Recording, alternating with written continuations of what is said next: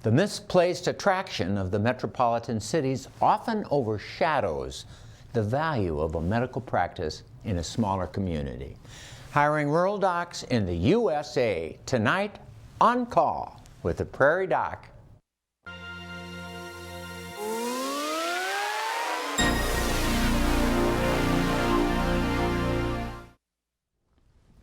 Good evening and welcome to On Call with the Prairie Doc. As someone goes through the many steps of education from kindergarten to college, our dreams for what we will become change often in that journey, even after we begin our professional career, no matter what that may be. Many of us change those goals.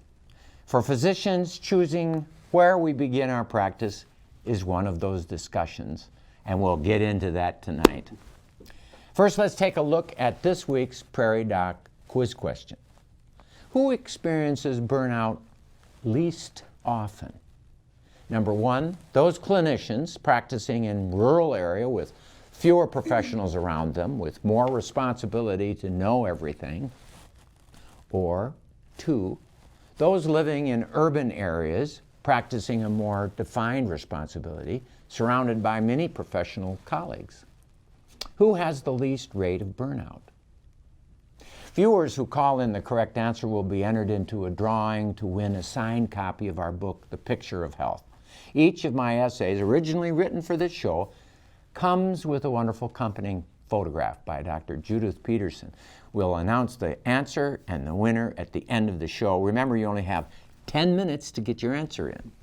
But we'll answer your questions about rural health care providers as they're called in or sent to us via Facebook or email. Please call in your questions to 1-888-376-6225 or send us an email to the address on the screen. And if it's just a comment, we'll take that. A question, we'll take that. Give us your call.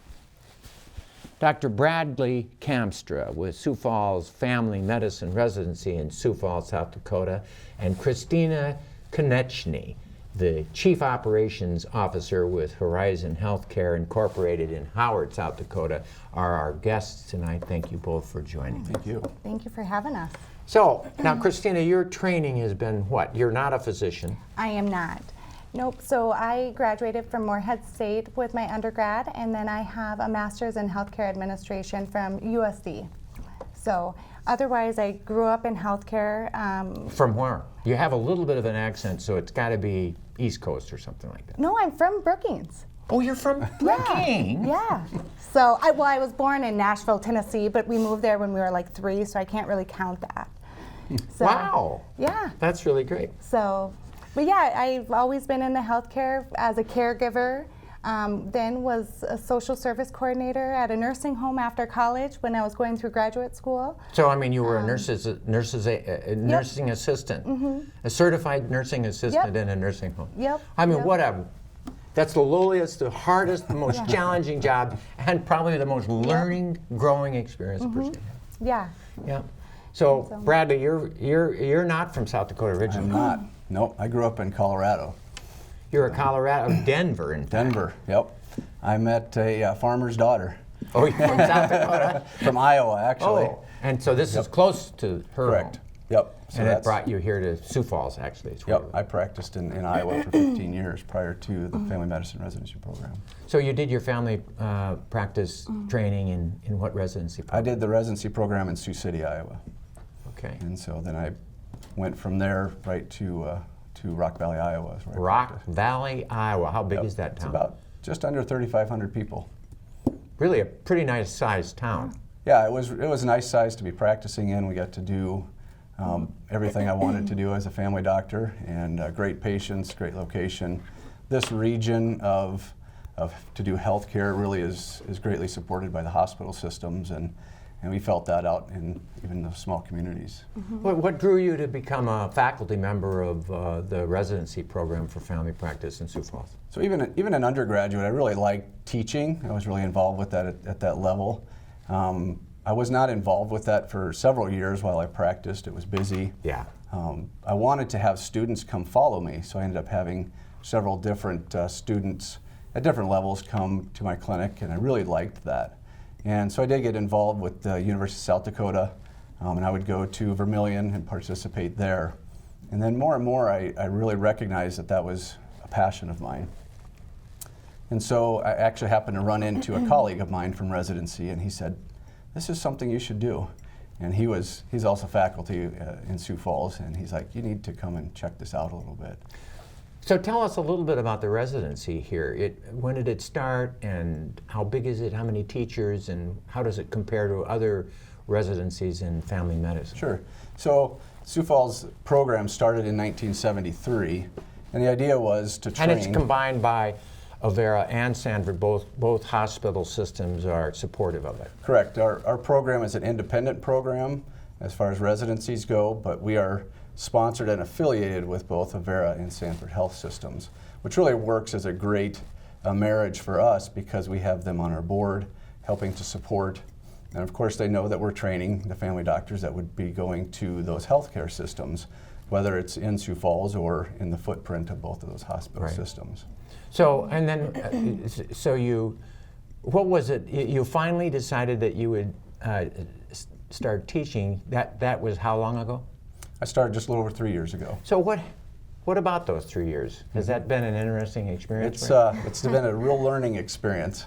You know, after 15 years, you kind of think you know a lot about medicine, what you're doing, and you get to the training level, and you get medical students that sometimes know more than you do. Oh gosh! So you get to that level, and been there, done that. And it was a new learning curve because I'm in a small town in northwest Iowa, and coming to a larger community and taking care of a lot of things that I didn't normally see, especially at one of the clinics that we're at in one of the federally qualified health centers.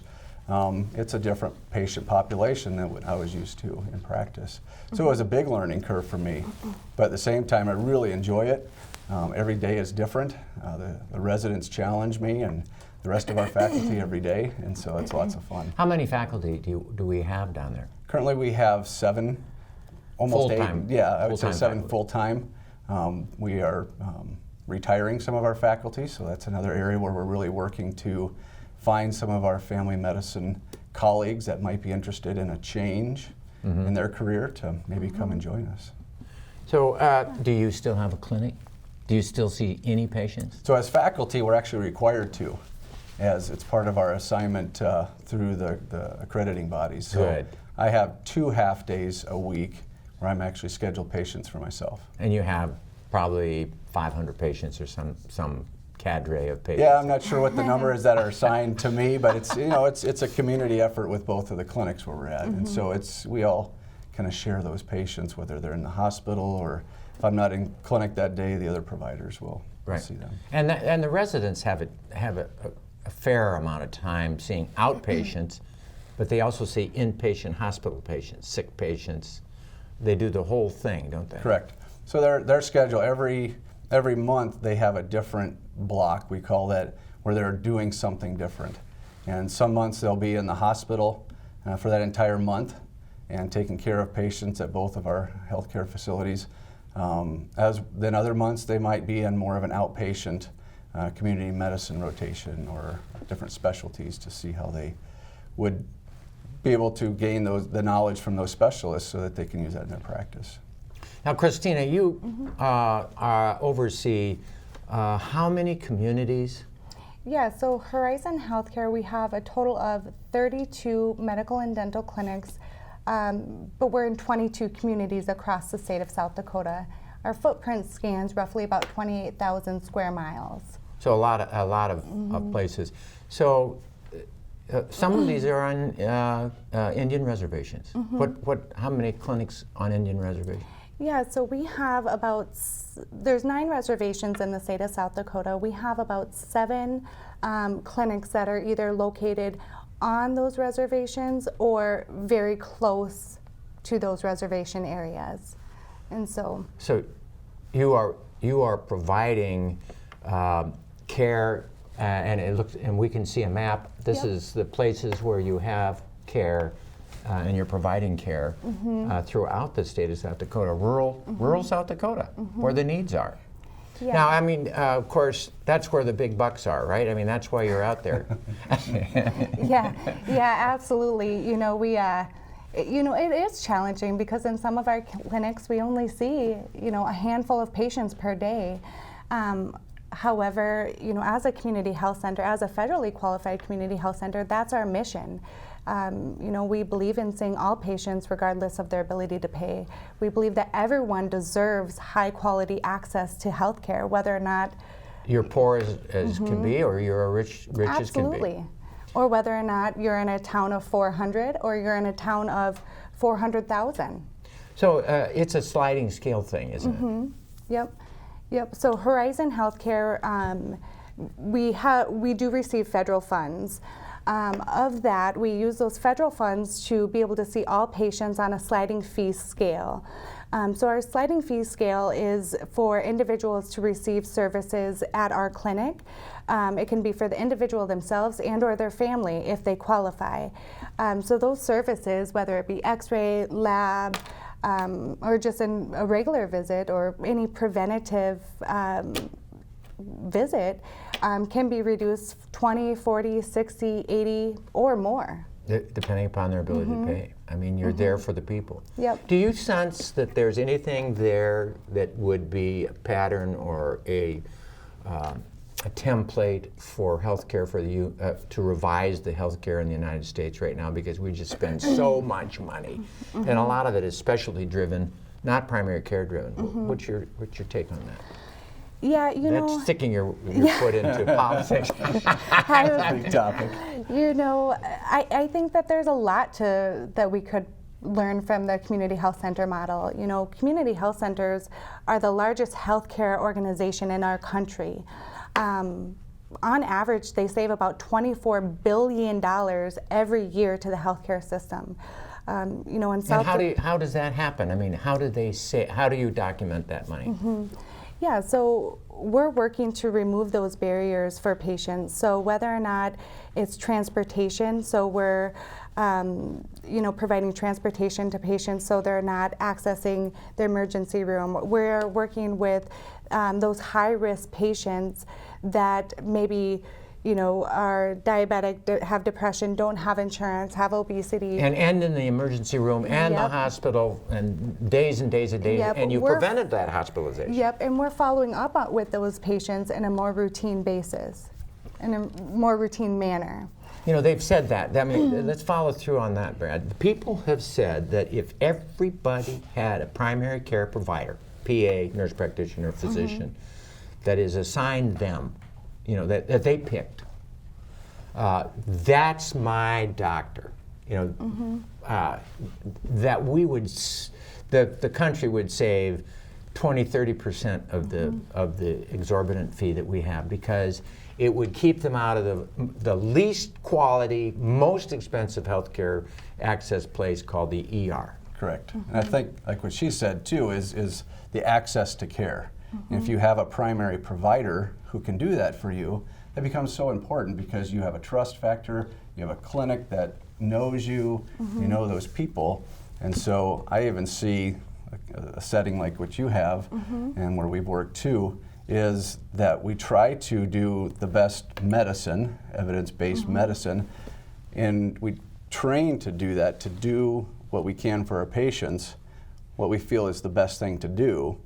But that doesn't mean we have to just order a whole bunch of tests, but it's doing the right things that we've been taught in medicine. Take the history, do a good exam.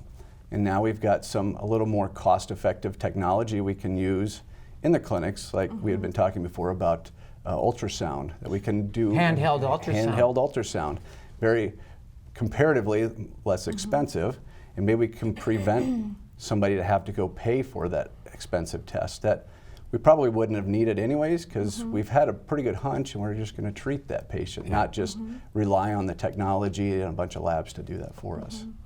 We have PAs, we have pre-med students, pre-PA students that we interview before our show, and it's a wonderful thing to have these kids, I love to call them kids, these young adults, soak in the information.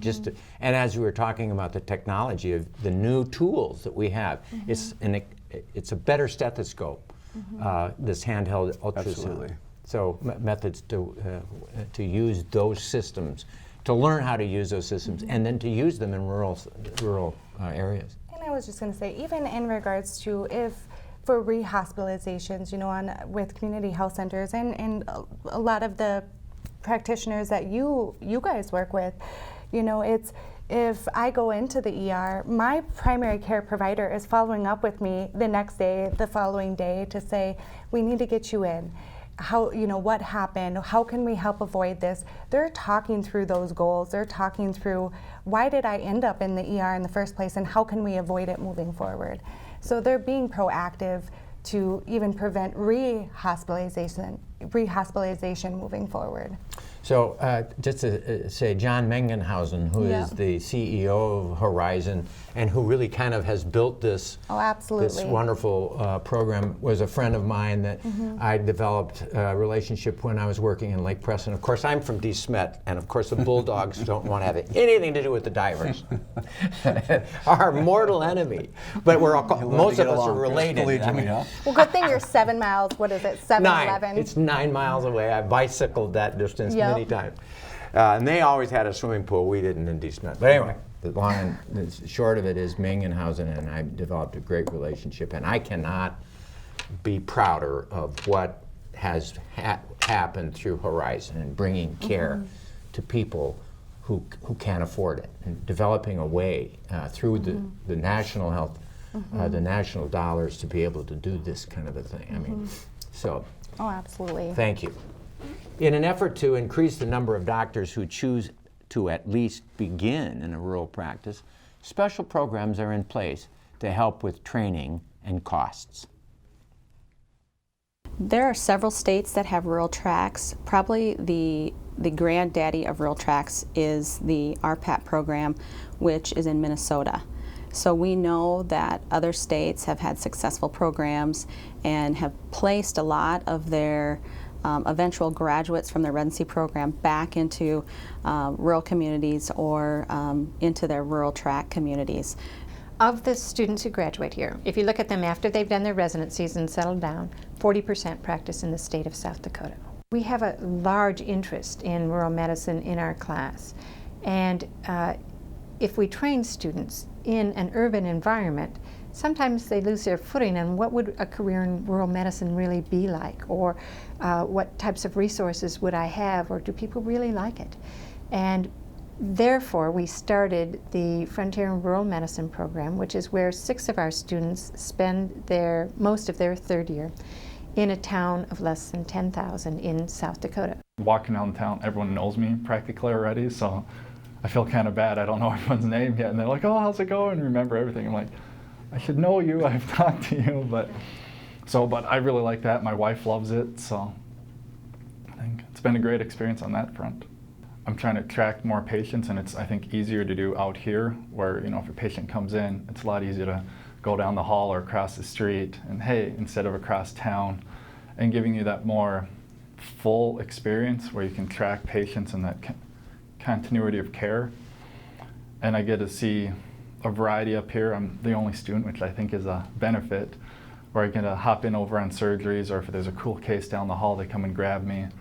And they've all been great. The nurses, doctors, everyone's always, "Hey, this is going on, where's Nick at?" And we select them well in advance. We do that for a number of reasons. One is because we want them to get to know the community, start to form a relationship, so then when they get to the community, they can hit the ground running.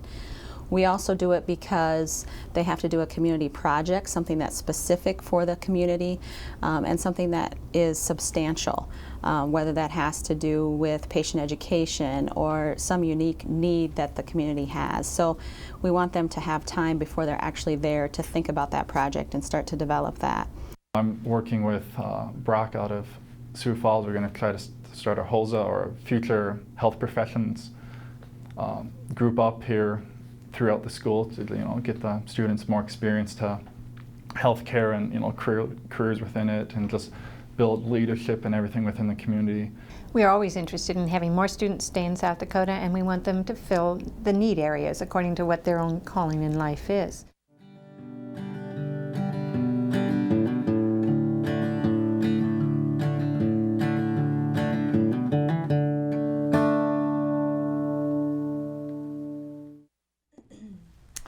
This is your program, and your questions are key to the direction of our discussion. We've had some great questions, thank you, but we need more, or comments. Call in your questions to 1-888-376-6225, or send us an email to ask@prairiedoc.org. Thank you for that. So this was very interesting. Susan Anderson, tell us about Dr. Anderson. Dr. Anderson is the chair of the Family Medicine Department at the University of South Dakota. Now that's separate from your family Correct. medicine residency. Yep. How like so? I said, we're an independent program, but we are affiliated with the University of South Dakota, and a lot of support that we get from them. We help them also in their family medicine department, as well as through teaching with the students. Now there are other residency programs, psychiatry, internal medicine, Correct. Pathology, surgery, pediatrics. All of those are under the graduate medical education of the University of South Dakota. So you're independent because you're older. You've been around longer. You were the only one in town for the longest time. Correct. And I think that, especially having that affiliation with both hospital systems, is why that has stayed that way, to be able to work to train to get those docs into those different locations. So how do we do in South Dakota comparative to all of the other med schools, residency programs, whatever? How do we look on the paper as far as quality and distribution and training of primary care in South Dakota? I know for sure with the family medicine specifically. I don't know all the statistics of the internal medicine or the pediatrics programs where they're at, but with our program, overall we've done really well just in training the family medicine to stay in the smaller communities, as well as regionally. I think 75% of our graduates are just within this region. And how many are in rural compared to urban or middle urban? I think if you look at the statistics over time, the percentages, I think it's close to 65%. More recently, I would say it's probably a little bit less, as some of those docs are going to a little bit more of the urban setting. But it's for sure been around that 50% plus Right. that have gone to communities, what we would call rural. Now, that can be defined differently depending on Under where you're 5,000 located. though, is that one definition? I've always heard around the 20,000. I've heard 35,000. So it's really how you would define what the rural setting would be. I don't know what numbers have you guys used typically. Well, 10,000 is huge to us. Right. Yeah, so that number would really, if you would ask different people, if you would go to Illinois and Their across numbers to the East Coast, that Yeah. looks different what rural is to them, what it is for We're us. rural. We're really rural out Yep. here. Yep, yep. So, But I do, I read one statistic not too long ago that said that 85% of the people in the United States live in 15% of the land. Mm-hmm. And that 15% of the people of the United States live in 85% of the land. Now, I mean, if you look at, and I'm reading this book called Sapiens by a guy named Harari. It's very interesting. I'm not perfectly swallowing everything he's saying, but some of what he's saying is that the hunter-gatherer way, the hunter-gatherer society and the agrarian societies are two different things, but that living in a rural area leaves people happier. Mm-hmm. What do we know about burnout? In rural versus urban? yeah, you know what? I've been really involved with burnout. It's actually part of one of the reasons I ended up making a transition. Being in a smaller community, you're definitely have your call schedule, but you're never really off call when you're going to the store or you're going to church, wherever that might be. You're always available, which is one of the reasons I actually got into family medicine, because I wanted relationships with people so they feel comfortable talking to their doctor when you're sitting in line at the grocery store. Yeah. But at the same time, that means I'm You're never Brad Kamstra. I'm always Dr. Kamstra. Yeah.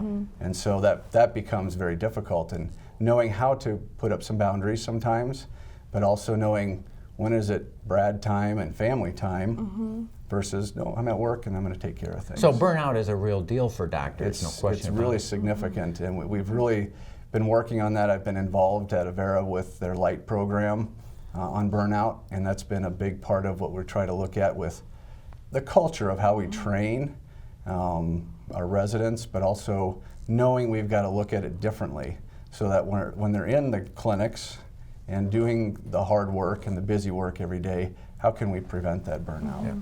I was amazed by the study that the University of School of South Dakota Medicine, School of yeah. Medicine did, finding that there was less, like half the amount of burnout in doctors practicing in rural South Dakota, towns less than 5,000, than in the bigger towns. I think it was like 25%. Versus 51%. Yep. So I mean, my thinking is, the med students and the residents don't realize that quality of life is so good out in rural South Dakota.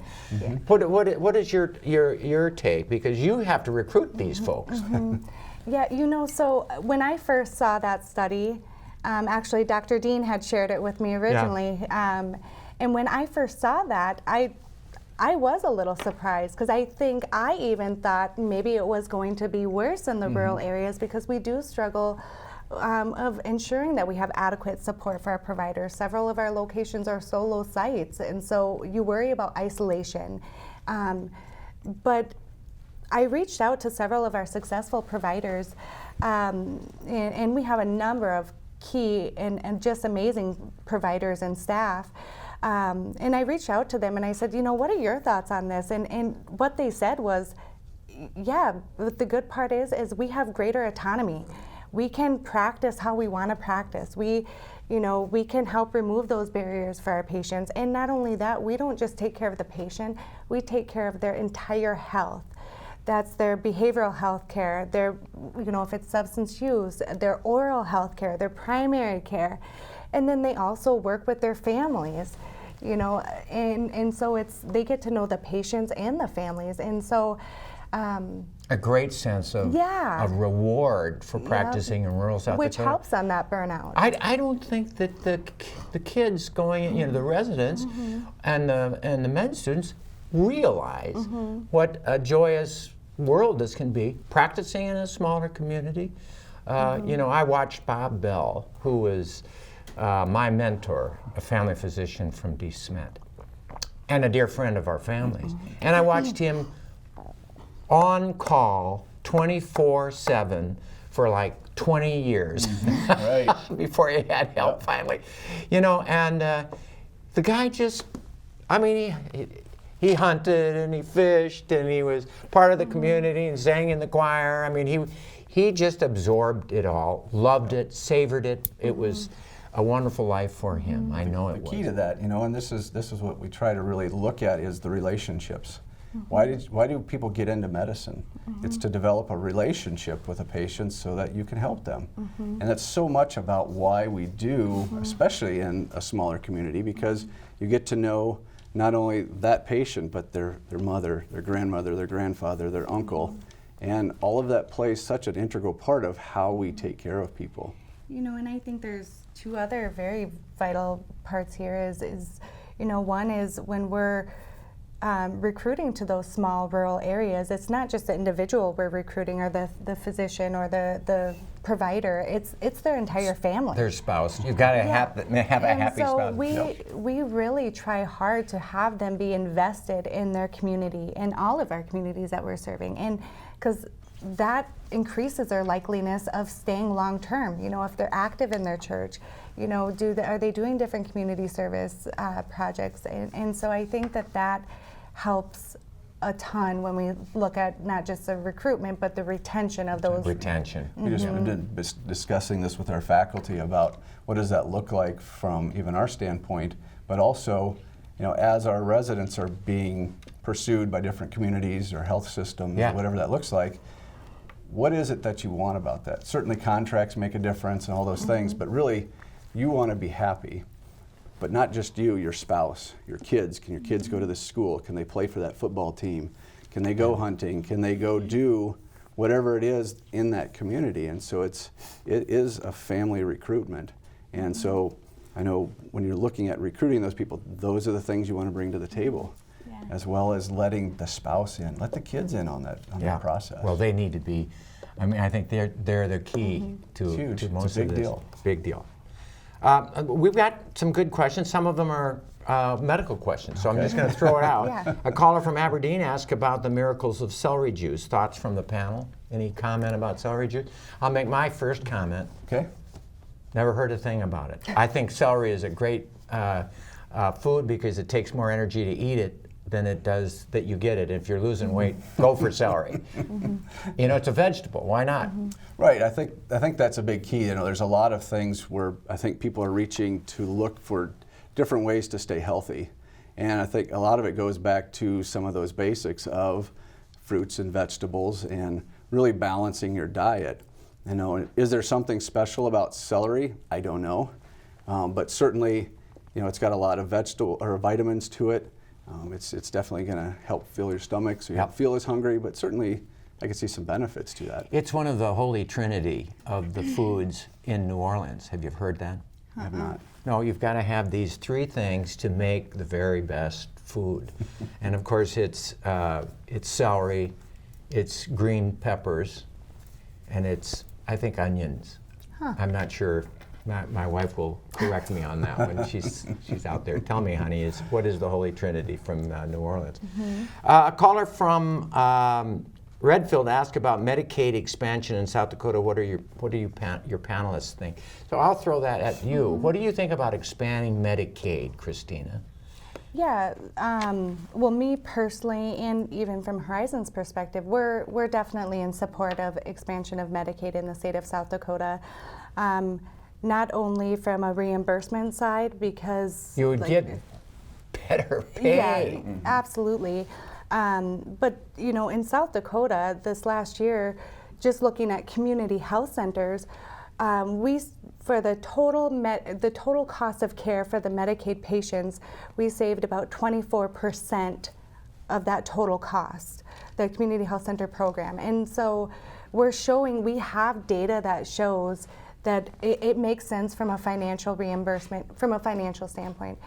But outside of that altogether, it's the right thing to do for our patients that we serve. It removes one more barrier so they're able to access high quality care. The working poor get support. Yep, absolutely. You have a Access comment? to care is the biggest thing. You know, so more people can get the services that they can. And our providers don't have to worry about it. Right, that becomes such a big battle, is paying for tests and medications. Pediatricians get squat because so many kids are Medicaid kids, and the payment is less than what it costs to actually see them.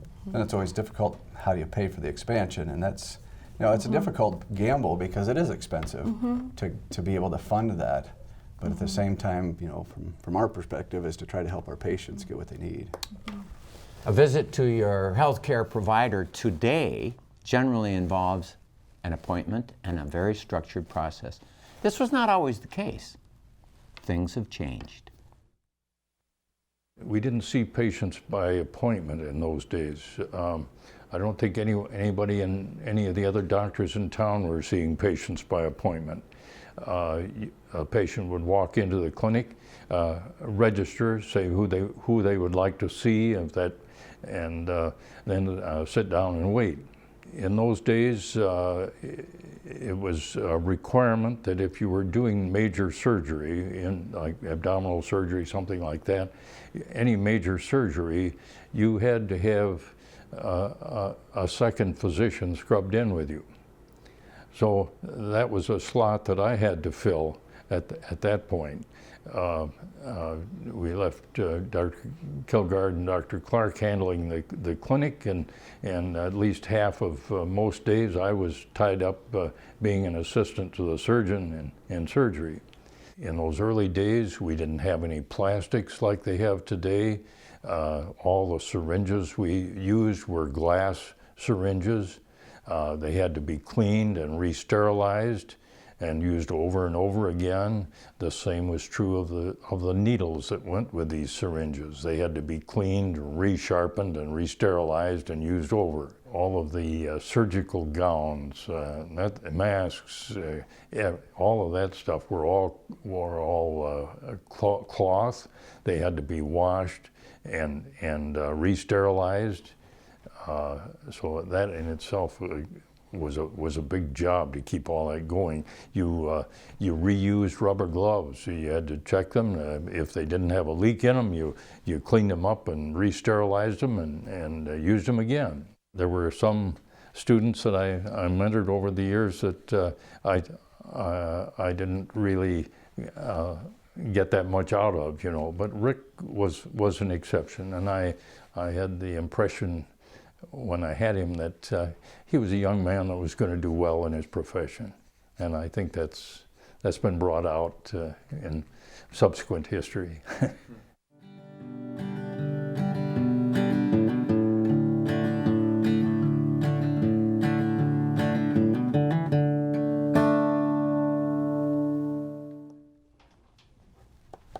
Well, a great big shout out to Dr. Allen. He's in his mid-90s and just as sharp as they come, and he was my mentor when I was rotating at Watertown as a med student. You know, you would do a summer deal. Yep. So thank you, Dr. Allen. Well, comments about practicing differently. I mean, now we are assigned 15 minutes per patient. You know, we have a darn computer that we have to fill out. I mean, and that's, I think, the major reason for the burnout that we're seeing. Absolutely. You know, even for myself, just seeing that transition from the paper chart to electronic health record has required that much more effort just to take all the time just for that individual patient, putting meds in, putting their prescriptions into the right place, getting the labs taken care of, and crossing your T's, dotting your I's, just so what we call the bean counters can see what they need to see so that they can pay us. And it's just unfortunate because it takes away our time, the nurse's time, the administrator's time from really taking care of the patients. And so I would challenge all those bean counters to prove to me that we've improved the quality of care with that kind of crap so that we don't have the time with our patient. I do know one of my partners in crime, and I'm not suggesting this was good because I criticized him at the time, and he's gone now. But he saw 60 patients a day. He said, sore throat, antibiotic prescribed. That was all that he did. But the rest of the time was with the patients. right. And eyeball to eyeball, he really cared. There was something special. We have a caller from Sioux Falls about mental health care for low-income patients in urban and rural areas. Is it available and affordable? So, and we can talk about telehealth too with that. What's your comments about mental health in rural areas? Well, my answer is yes, it is available. So earlier we had our map up on the TV. For Horizon Healthcare, you are able to go any patient as long as they're an established patient, because we believe in the whole picture of care, so medical, dental, behavioral health, and or substance use. But if they're an established Horizon patient, they are able to go to any one of our Horizon clinics and access affordable mental health care, whether that be counseling, whether that be med management. We have several providers that are working with the opioid crisis in regards to medication-assisted therapy, which I know Falls Right. Community Health is also has been a big champion in regards to those efforts in combating the opioid crisis. So absolutely, they just need to go to any of our sites, and then we can provide that service via telehealth if the provider's not at that specific location. That's been a big part of our training too, is behavioral health. We have 2 people on staff, part of our faculty, that are part of that mental health training. We also have another one of our faculty who works with the medication-assisted therapy. And so it's a team effort, and it's become part of primary care. Right. And so training our residents in all of those areas is so important. That behavioral health component should truly be the integrated, they're there to support the primary care providers for that overall integrated care. Well, and many of the primary care providers are, when I was practicing full-time, 80% of who I saw, there was a mental health Yeah, component. absolutely. And some of that is just, I am sick and I'm depressed because, or I am angry at my husband because this is not working out like what I wanted to, and I'm angry, and there's disharmony, and that's enhancing itself. You know, it's making it worse. We want to be that point of care so we can be that place that they can come to for their primary provider. And we can do some of that. Again, some of that time has been taken away because we're doctoring computers. Yes. But at the same time, we can use the other people in our team that are within the clinics to use that service. Now we have 6 minutes and we have a bunch of questions, and I ask people to do those You better questions, talk so let's quick. slip through those questions. We have a caller from Lennox who said, if I come in without insurance, will I be treated as less than another patient? Christina. Absolutely not. By statute and mission, community health centers, that's what we do. We see all patients regardless of their ability. My husband and my 3 boys go to Horizon Healthcare. We see, you know, individuals, you can qualify for our sliding fee program and have insurance too. So people that are on Medicaid or Medicare qualify for our sliding fee program. That we don't care about that. We care about the individual, the patient. That's their why you're out there in all those rural Absolutely. areas. Well, most of the time when they come in, we see them for the problem that they're there for. We're not saying, oh, this is a Medicaid patient, this is a no insurance patient. I never wanted to know that. And in some places, I don't even know where to look in the chart to find it anymore. And that's okay. That's, Whether or not that's it's wonderful. sexual orientation, immigration status, those are things that we don't worry ourselves with, and our providers don't, which is why it takes a special person to practice in not only rural areas, but doing what we do. Yes. And our providers and our support staff do it every day. Because of the growing use of nurse practitioners and physician assistants in rural areas, do you think there is still as large of a demand for rural doctors, or will doctors continue to be more specialized and advanced care providers take over primary care? Brad. I certainly have seen that more of the advanced practice providers in these other communities that are willing to do that, that are willing to take on because they see the need and the openings for that. Certainly we do need the physicians that most states, they have to have a supervising physician, but also that some of the doctors that can take care of the things that maybe that they don't feel as comfortable with, and to have, I think it's just that team. Collaboration. Yeah, collaboration, but we do that amongst all of ourselves, and so to have that team of people there that provide for all of them. I think that, you know, let's say that you look at the physician who's had all this extended training and goes out to a rural area. Is that a waste? I think it's absolutely not a waste. If you look at the most challenging job that there is, it is the primary care job, because you have to know everything about everything. Yep. You know, if you're a cardiologist and all you do is dilate catheters, you know, and arteries, and that's all you do every day, that's it. That you can get really good at that, and that's fine. But it's so interesting to walk into a room and not know what's behind that door. How can I help this person? It's a wonderful.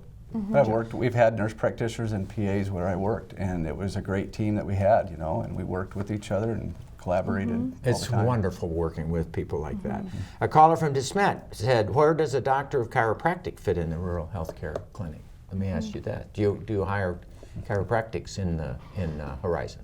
Yeah, so right now we do not have any employed chiropractors within Horizon. It's not part of our required service. However, it's an important component, absolutely, in regards to someone's overall health care, and especially when they're looking at alternative options when we're talking about pain management. So we partner with some chiropractors. We've had in the past chiropractors come in and lease space free of charge, so patients have better access to that. We have that in several of our sites. I'm an we osteopathic do the same for doctor, PT so and OT. I do a lot of that. You're a DO, so Yes. you do a lot of Yep, hands-on. so we try to do that in our clinics, so we don't have to go someplace You know, there else. are really good MDs and some bad MDs. And there's some really good chiropractors, and there's some bad chiropractors. I think if you base it on science and compassion and caring, there is a magical thing about a care provider. Absolutely. A caller from Nebraska, retired PA, wanted to say that rural areas was a great place for PAs to work as well. So this had a full life experience. We have a question from Huron, had shingles for 2 months and still has bad pain and welts every day. What is the best thing to do? Yeah, so post-herpetic neuralgia is what we call that, just a big term for pain after having shingles. Post-herpetic neuralgia, yeah. Yep, and it can be a lifelong thing for some people. It's miserable. It's really the premise of why the shingles shot was invented, to try to prevent the shingles so that we can avoid the post-herpetic problems. I jump on and give him another 10 days and then another 10 days of treatment. I mean, he still has welts. Sometimes you just need to hit it hard, and it can be a terrible thing. Yep. A caller from Menno asked, what would be the symptoms if you had mold in your basement?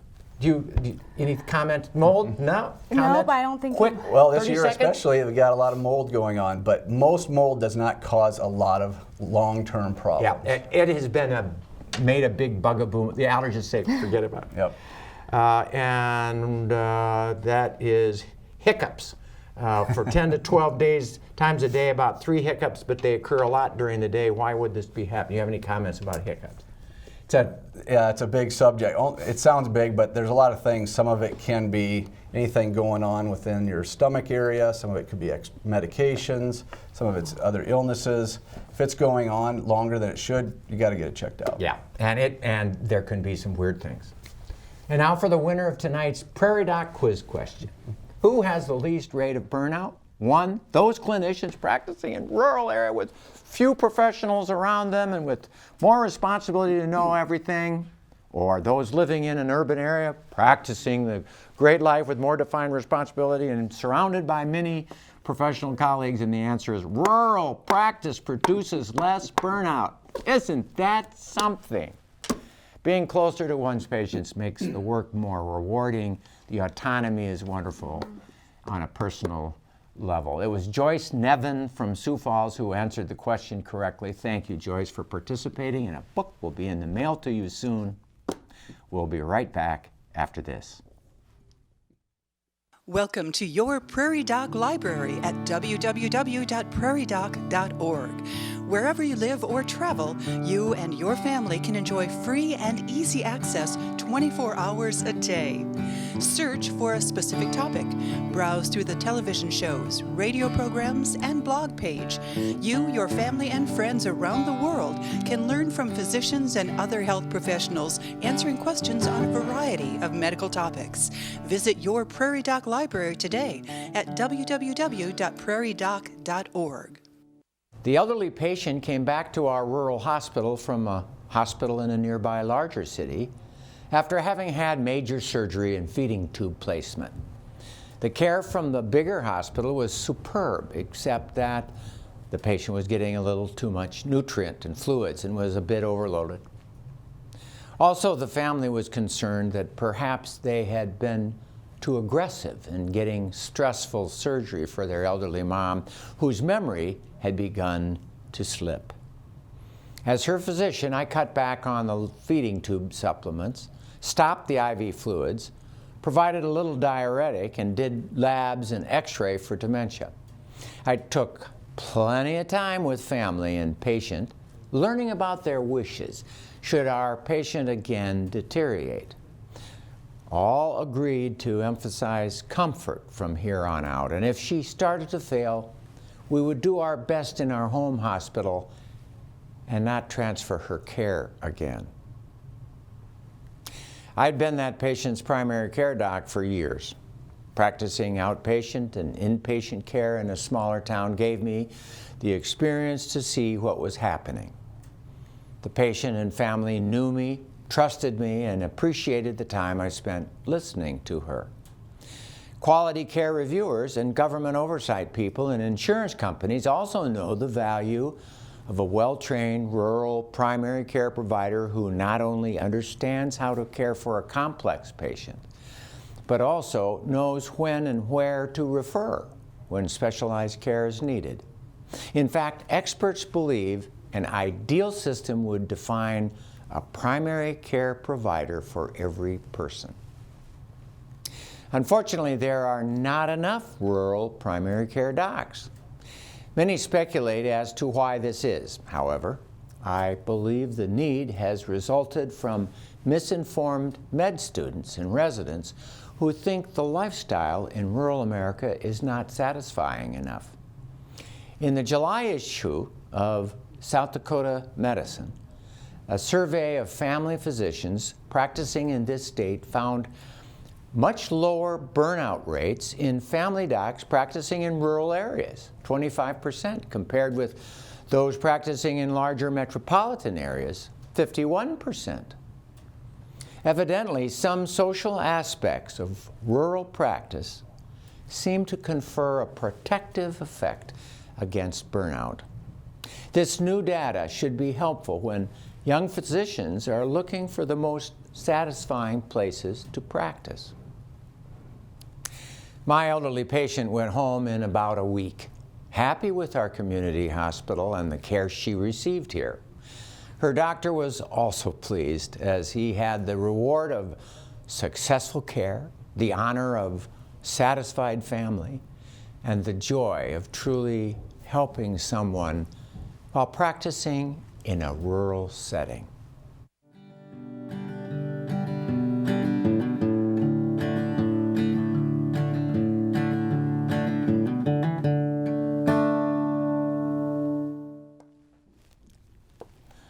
Well, a great big thank you to our guests, Christina and Bradley, for volunteering to come to our studio in Yeager Hall on the campus of South Dakota State University and add their experience and knowledge to our discussion tonight.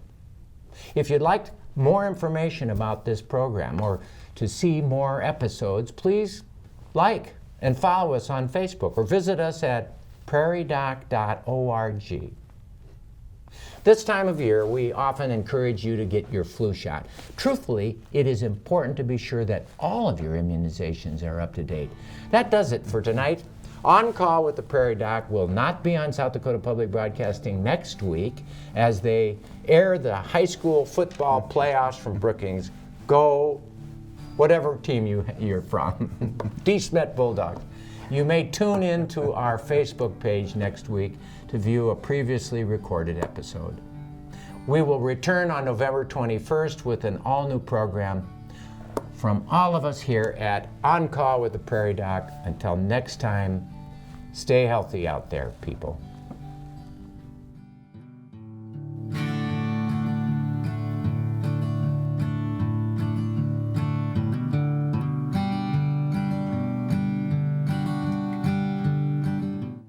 We deal with the financial cost of medicine, we talk to our medical providers for a few minutes at each visit, and we undergo a variety of tests and procedures.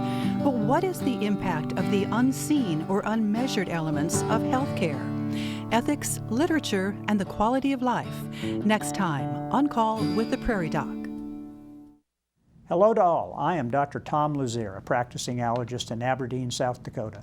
Born in Kansas, I embraced the diversity of South Dakota.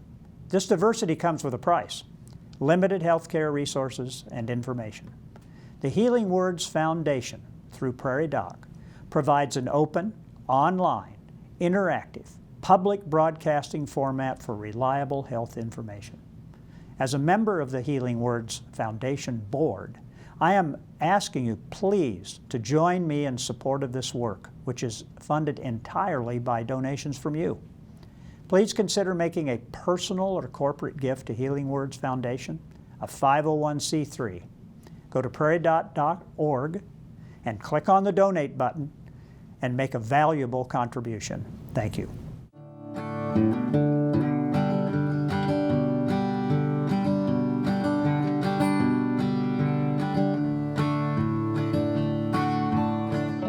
Major funding for On Call with the Prairie Doc has been provided by